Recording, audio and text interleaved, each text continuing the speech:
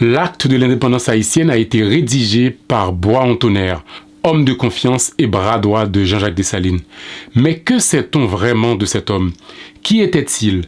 Joseph Saint-Remy a été l'un des premiers historiens à avoir dressé son portrait en 1851. Et vous allez voir, celui-ci n'est pas très glorieux.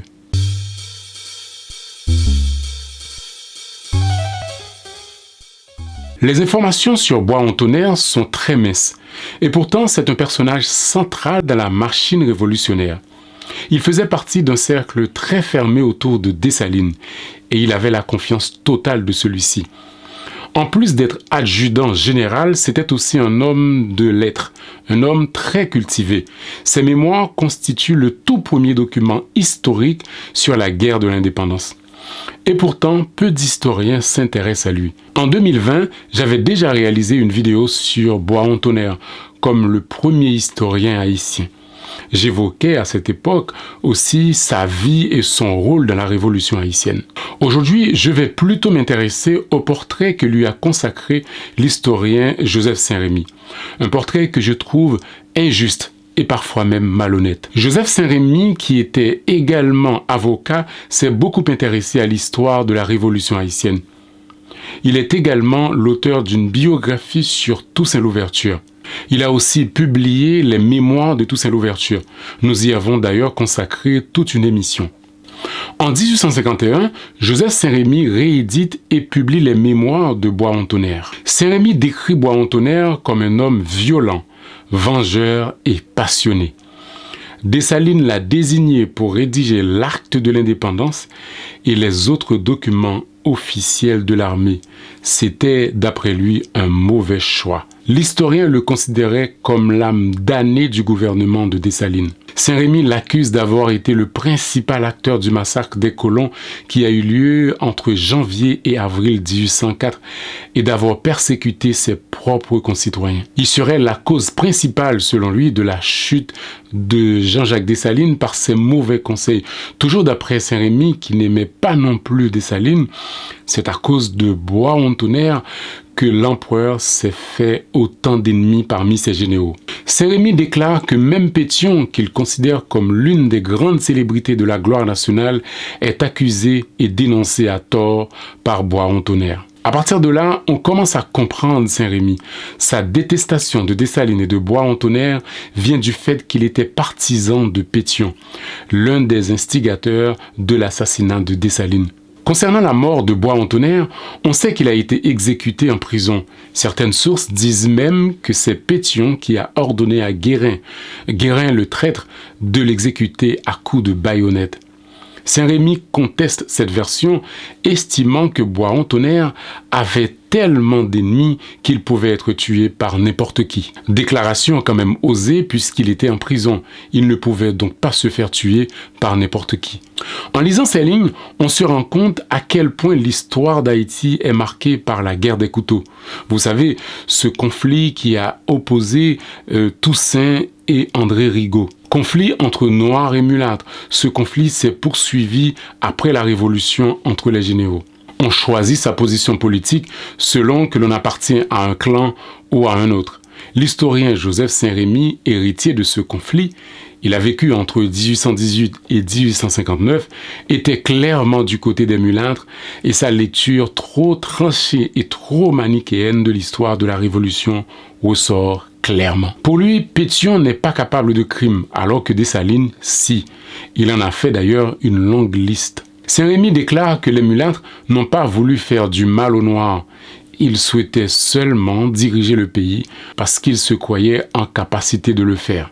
On a envie de lui répondre « Oui, mais le statut de mulâtre n'implique pas automatiquement la capacité à diriger et le statut de noir ne renvoie pas systématiquement à celui d'être dirigé. » Ce qu'il faut se rappeler, et c'est ce qui explique la complexité de toutes ces luttes et même de la nature humaine, dans le camp des mulâtres, il y avait des noirs et dans le camp des noirs, il y avait aussi des mulâtres. D'ailleurs, Bois-en-Tonnerre lui-même était mulâtre. Saint-Remy détestait Bois-en-Tonnerre et il ne s'en cachait pas. Il lui reproche d'appeler la population à la violence contre les colons. Compte tenu du contexte, je trouve que le procès que fait Saint-Remy à Bois-en-Tonnerre est injuste. Oui, Il a été parfois très passionné dans ses déclarations, mais peut-on vraiment le lui reprocher? Saint-Rémy pense aux colons tués en 1804. C'est terrible, mais c'était la guerre. Par contre, ces gens qu'on a arrachés à leur village en Afrique et qu'on a réduits en esclavage et qui ont vécu les pires horreurs, et ceci pendant des générations, c'est d'abord à eux que pensait Bois-en-Tonnerre. En plus de ça, il a été témoin de la cruauté de l'esclavage. Il en parle d'ailleurs dans ses mémoires.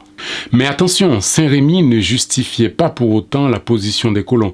Il était lui-même haïtien et descendant d'esclaves. Il condamnait de la façon la plus ferme l'ignominie de l'esclavage et était un patriote plutôt engagé, on va dire. Mais il estimait que les vrais coupables de l'esclavage étaient partis avec Rochambeau au moment de la défaite de la France et que les colons restés sur l'île devaient être épargnés. Oui, c'est vrai, mais il ne faut pas oublier non plus le contexte de la guerre de l'époque. Et puis, il faut rappeler ici que la vie de certains colons a été épargnée. Par moments, le ressentiment de Saint-Rémy vis-à-vis de Dessalines et de Bois-en-Tonnerre va très très loin. Il accuse Bois-en-Tonnerre d'être à l'origine des problèmes de classe en Haïti et de tous les autres problèmes qui en découlent. Donc pour lui, quel a été le plus grand crime de Bois-en-Tonnerre? Eh bien, c'est d'avoir exclu les colons français de la nouvelle nation haïtienne après l'indépendance. Attention, accrochez-vous, ce qui va suivre risque de vous faire sourciller. Saint-Rémy estime que, je le cite, la race blanche aurait été parmi nous un élément de civilisation et de bien-être général.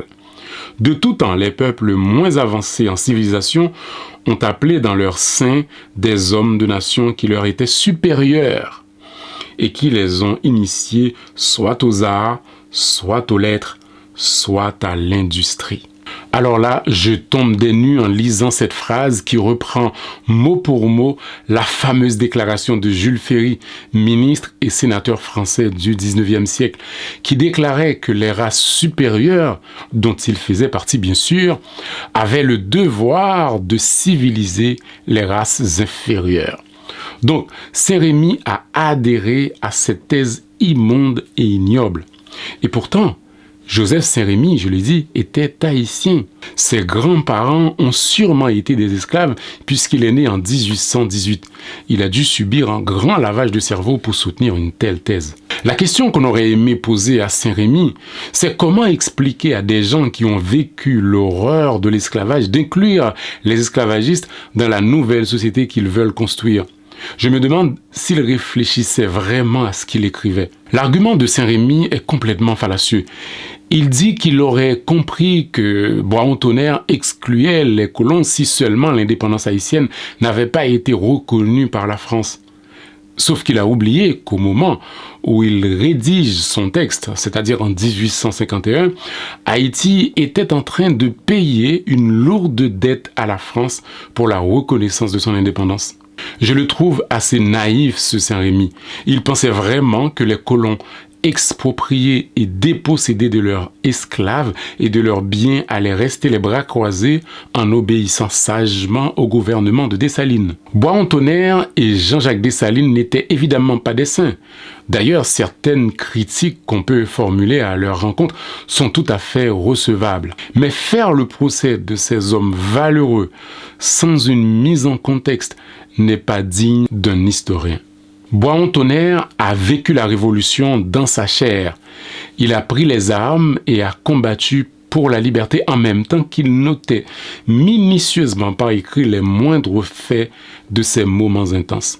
Après l'assassinat de son empereur, il est lâchement exécuté dans sa prison. Tandis que Joseph Saint-Rémy, confortablement installé à Paris où il a trouvé refuge, s'acharne à faire son procès près d'un demi-siècle après sa mort.